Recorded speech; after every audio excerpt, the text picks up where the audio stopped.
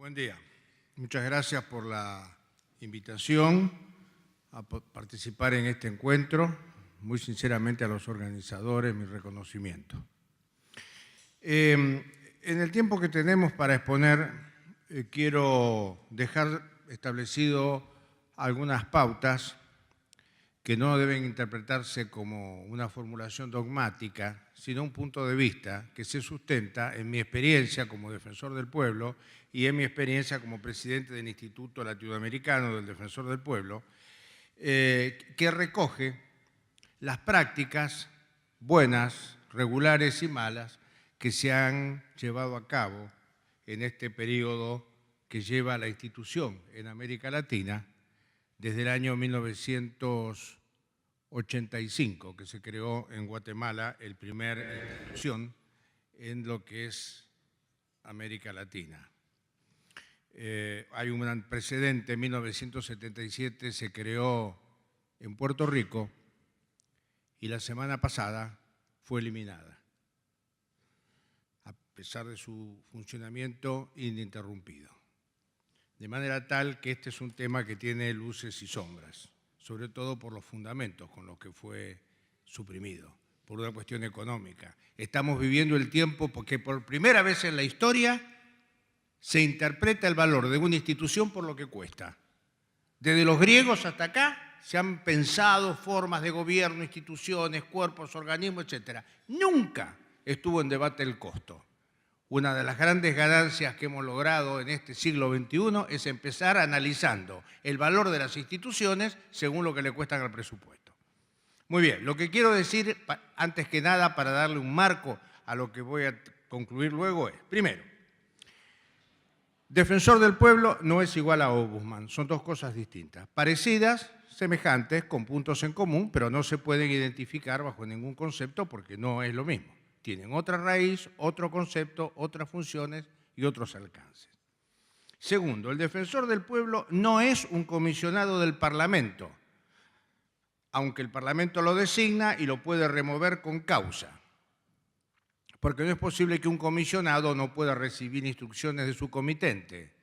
Y además, y por si eso fuera poco, el comisionado le puede plantear al comitente que lo que hace él como función específica, que es legislar, está mal, es inconstitucional, es absurdo y ridículo, y encima le puede promover la acción de amparo. Si todos los comisionados actuaran así con sus comitentes, verdaderamente estaría falseado. En tercer lugar, el defensor del pueblo se dice que ejerce un magisterio de opinión y punto. Es cierto, ejerce un magisterio de opinión, pero no solamente de opinión. En la Argentina, como en la mayor parte de los países de nuestra región, en España y Portugal, tiene legitimación procesal para actuar en juicio, ni más ni menos, directamente, en nombre de intereses que no son propios, o específicamente. Y además, por ejemplo, en el Ecuador, el defensor del pueblo puede dictar medidas precautelares y el Estatuto de Cataluña le da la posibilidad de vetar prácticamente un proyecto de ley presentado por el Poder Ejecutivo o un legislador que no se llega a debatir en el recinto. Y en muchos países con modernas constituciones, bastante avanzadas, como los países de Europa del Este, se le han dado funciones análogas. De manera tal que eso de la magistratura de opinión es real, pero no es todo. Sí la tienen en los países escandinavos donde existe el ombudsman. Ahí sí ejerce una magistratura de opinión. Otra más. El defensor del pueblo no desempeña una función jurídica. Esto lo señaló hace mucho tiempo Agustín Gordillo, ¿no? La necesidad de que cuando se consagrara esta figura no se la entroncara en una concepción jurídica, porque si no se la delegamos al Ministerio Público, que lo va a hacer con bastante eficacia. Es decir, el defensor del pueblo no está para tutelar la vigencia de la ley. Muchas veces puede y debe cuestionar a la misma ley. No es sino indirectamente un organismo de control, porque su misión central es la de defender y proteger los derechos humanos. Aunque, como dice la propia Constitución argentina, puede controlar el ejercicio de las funciones públicas. Obviamente, al defender derechos, controla. Si el defensor del pueblo va a un penal, por dar un caso, o a un instituto, cualquiera, como en base a la denuncia o a un reclamo que se le formuló, no puede decir yo vengo por este tema, lo demás no me compete, no fue objeto del reclamo, por dar un caso. Sí, siempre a través de la defensa de un derecho está controlando. Lo que quiero decir que no es la misión específica la del defensor, la del controlar. Por otra parte, lo verificamos en la práctica. No creo yo que no haya pasado del 2% en mi función como defensor del pueblo de un municipio haya sido el de las funciones de control. El 98% de los casos han sido derivados de reclamos. Control sí para el cumplimiento de las políticas públicas. Control sí para el cumplimiento de las políticas públicas. Esto sí, pero ya no tiene el carácter de un organismo específico de control como tienen otras instituciones que están específicamente concebidas y dirigidas para esto. Si el defensor del pueblo fuera solamente un organismo de control, sería la quinta rueda del carro. En el marco republicano es una institución concebida para limitar el poder. Y aunque la ley no lo diga, sus competencias son residuales y están básicamente establecidas por la propia sociedad. Es decir, el defensor del pueblo en principio tiene competencias. Competencias que determina la ley y un montón de competencias que le determina la gente. Porque cuando viene una persona angustiada, desesperada, porque no le encuentra solución al problema, el defensor del pueblo no le puede responder: yo no soy competente, porque si hay materia que no es competente, entonces no tiene sentido ontológicamente hablar del defensor del pueblo, sino de un magistrado que tiene acotadas sus funciones a las que le dio el legislador de acuerdo a su voluntad, su deseo, su punto de vista y la circunstancia histórica en el marco de la cual creó la ley reglamentaria y designó a ese defensor del pueblo. Bueno, hechas estas aclaraciones, o a lo mejor no aclaraciones, sino que a mí personalmente me suele generar permanentemente oscurecimientos, porque sigue siendo una institución que genera más preguntas que respuestas, producto de su escasa experiencia en la historia. Fijémonos cuántos años llegan de práctica otros organismos públicos y cuánto lleva este, y nos damos cuenta que todavía hoy tenemos muy disímiles puntos de vista sobre cuáles son sus funciones y sus alcances. Ahora, en relación a esto que nos convoca del gobierno abierto, la rendición de cuentas, el eje de una época que evidentemente, como que ya se ha dicho, ha puesto en crisis muchas cosas, muchas convicciones. Más que poner en crisis, ha revelado realmente la verdad. La crítica al sistema representativo delegativo se hizo antes que el sistema se consagrara, porque el sistema se consagró después de la Revolución Francesa y de la Revolución Norteamericana. El sistema representativo que sustenta la garantía de los derechos en la división de poderes. Juan Jacobo Rousseau, al que todos conocen, lo cuestionó antes de que naciera. Dijo que ni una cosa respetaba la soberanía del pueblo porque la soberanía era imposible de representar y rechazó que el sistema de garantías podía sustentarse en la división de poderes. Lo fundamentó, pero en la gran batalla ganó la otra postura, la de Montesquieu y todo el sistema constitucional que se desarrolló después. Y enamoró de Rousseau los dos primeros libros del contrato social, el del contrato, la parte filosófica, pero la parte orgánica donde Rousseau propone cuál es la respuesta y la resolución para organizar una sociedad democrática que proteja la libertad y defienda los derechos, no se conoce. El libro tercero y cuarto de Rousseau no es conocido, no es leído. Yo, por lo menos, cuando estudiaba Derecho Político en la facultad, no me lo hicieron leer. Los 2 primeros capítulos sí. Perdón, los 2 primeros libros sí. El tema de la falta de transparencia, que es lo mismo que la corrupción, es indudablemente un tema muy directamente vinculado a la función del defensor del pueblo, porque la corrupción es una de las formas de violar los derechos humanos. Bastante repugnante por quién los viola y bastante repugnante por cómo se violan los derechos humanos. La corrupción, se dice, aumenta si los beneficios del dolo superan a los riesgos que entrañan.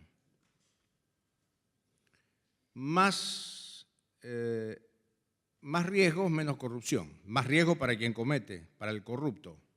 Yo tengo mis dudas de eso. Fíjense, por ejemplo, hace unos años atrás, una diputada provincial de la provincia de Buenos Aires fue condenada a 5 años y medio de prisión, de cumplimiento efectivo, por el tribunal, por la Cámara por un tribunal colegiado penal de La Plata.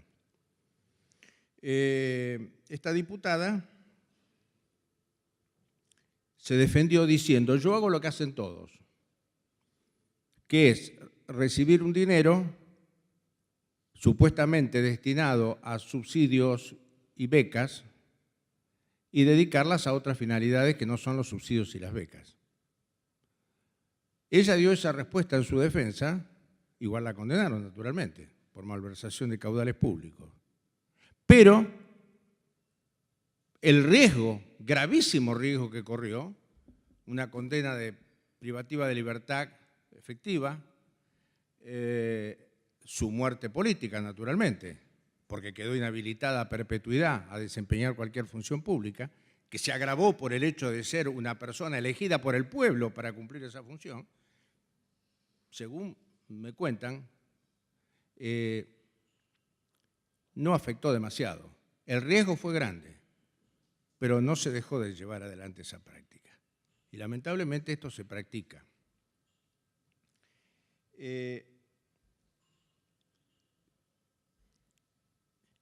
Yo no estoy con esto propiciando de ningún modo que una institución como la de la Defensoría del Pueblo tenga que salir a la caza de este tipo de cuestiones. Estoy simplemente señalando cómo uno de los principios rectores de esto tiene un valor relativo. Me refiero al riesgo que se corre. Pero sí tiene que ver con el defensor del pueblo, y yo cuando hablo del defensor del pueblo me estoy refiriendo a un colectivo de defensores del pueblo que no solamente son los defensores nacionales, sino fundamentalmente los defensores que tienen una mayor y más directa relación con la población, que son los defensores locales y los defensores regionales. Y es lo que se ha llamado el empleo de los catalizadores, que son los que determinan y provocan la corrupción, y con los cuales me ha tocado vivir, luchar, pelear y pasar bastante tragos amargos y también tener algunas satisfacciones. Por ejemplo, la de brindarle a un organismo del Estado, electivo o no, la posibilidad de cambiar el valor objetivo de las cosas. Por ejemplo, en mi caso, en una avenida que da sobre el río, no se permitían edificios en altura. A partir del momento que se permiten los edificios en altura, le estoy dando un valor diferente a la propiedad. Ese es el catalizador de la corrupción. En sí, la norma no provoca corrupción, nadie está haciendo nada, pero a partir de ese momento, desde el grotesco caso que conocí, de los que presentaban los planos el día antes de que se modificara el código para garantizarse la posibilidad de construir un edificio en altura donde se podía, y a partir de ese cambio no se iba a poder más, como a la inversa. Y al mismo tiempo, el otro catalizador es la cercanía estrecha que existe entre el poder económico y el poder político. No había una política ni una estrategia urbanística, lo que había eran proyectos y emprendimientos particulares que se le llevan al gobierno y el gobierno adecua sus normas a lo que el proyecto particular propicia. Ahí sí estamos nosotros ante la posibilidad concreta de analizar el tema, y este tema lo hemos llevado a la Suprema Corte de Justicia de la provincia de Buenos Aires y hemos logrado la nulidad de las ordenanzas, imputando precisamente esta condición objetiva de corrupción que se generaba a través de la modificación de una norma, un código de edificación. Yo recuerdo el caso histórico famoso, vinculados a dos episodios en la provincia de Córdoba, una con la construcción del dique San Roque a fines del siglo XIX y otra con la construcción del dique Los Molinos a mediados de la década del siglo XX.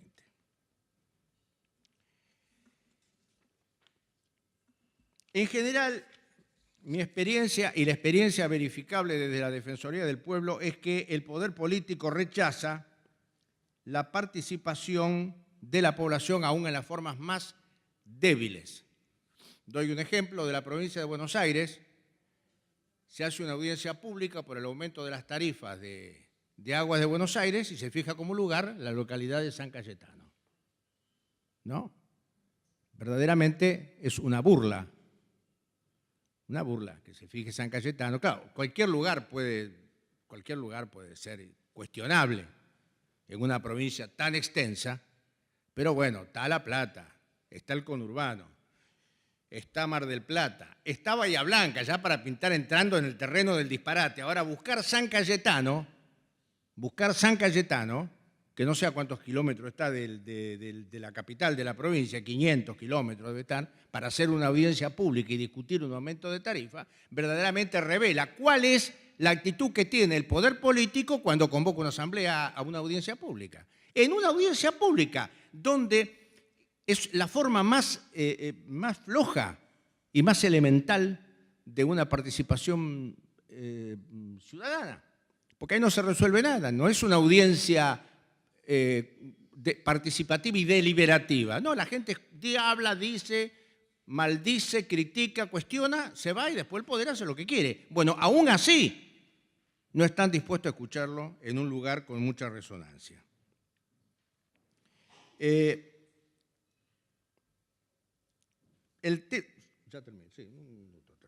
tema de la rendición de cuentas, no puedo en este minuto que me queda dejar de contar mi experiencia, porque es lo más sabroso, lo conceptual puede pasar.